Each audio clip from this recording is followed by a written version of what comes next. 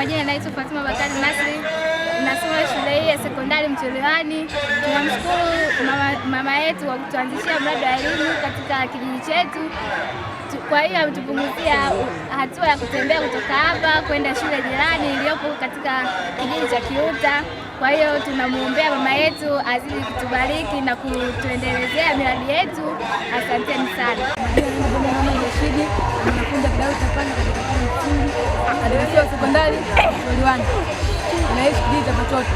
Namshukuru sana serikali ya Jamhuri ya Muungano wa Tanzania kwa kutujengea shule ya sekondari ambayo tulikuwa tunapata tabu ya kutoka umbali mrefu karibu kilomita 1 kutoka nyumbani kwetu mpaka Kiuta.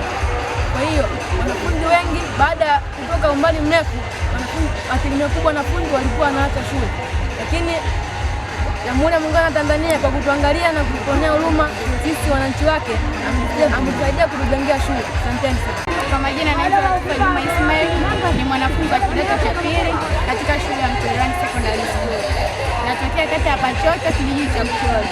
Tunamshukuru Mama Samia kwa kutujengea shule karibu na kijiji chetu, kwa sababu katuondolea umbali mrefu kutoka hapa hadi Kiuta. Asilimia ya wanafunzi wengi wanapata huduma bora kutoka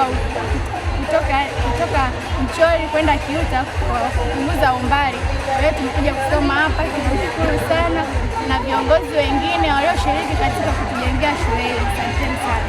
Majina naitwa Bilali Saumu Katupe, kutokea Pachoto. Tunamshukuru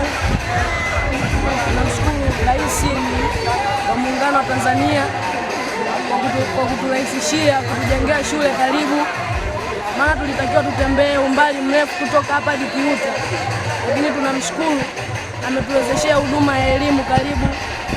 Mungu ambariki sana, tunashukuru. Asante. Kwa majina naitwa Juma Rashidi Uleme, natokea Mnalale, kata ya Mcheliwani.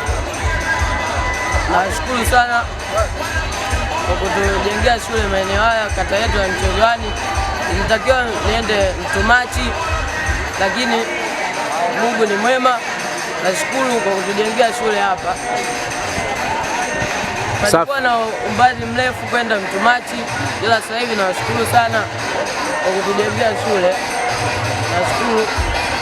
Asante.